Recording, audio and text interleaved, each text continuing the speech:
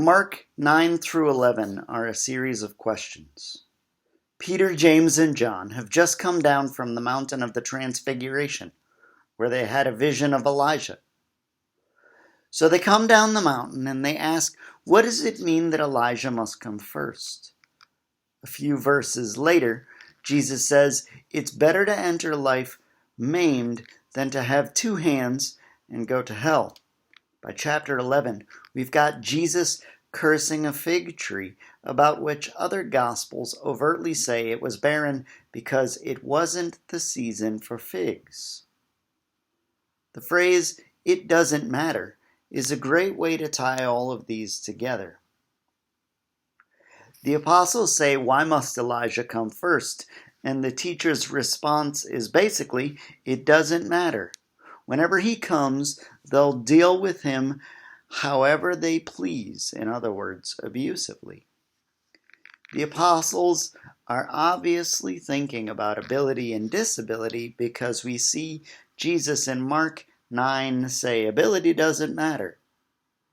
It's better to be disabled and willing than to be able-bodied, willful, and hellbound.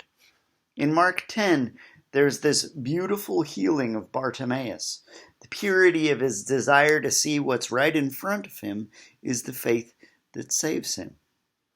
And in chapter 11, Jesus curses a fig tree, which wasn't even due to bear fruit, and it withers. The apostles express awe that it happened, and Jesus says, if you don't doubt, this'll happen.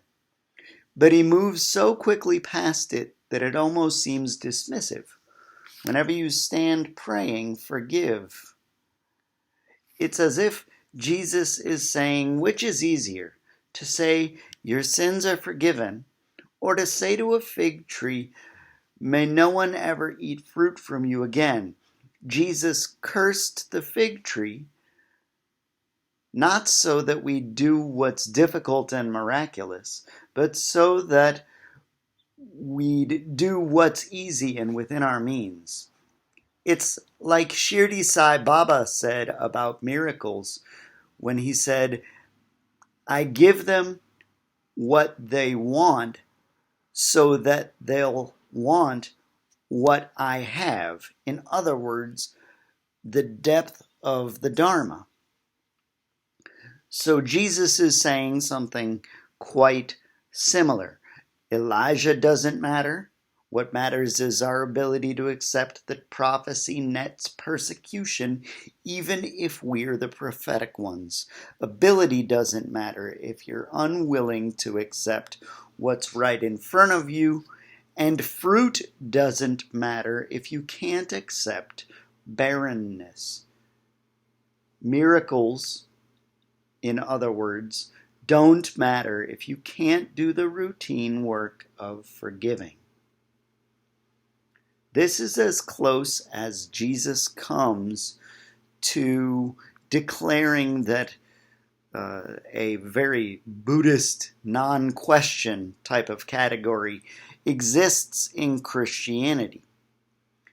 In other words, let's keep our priorities straight and be about the business of diminishing suffering,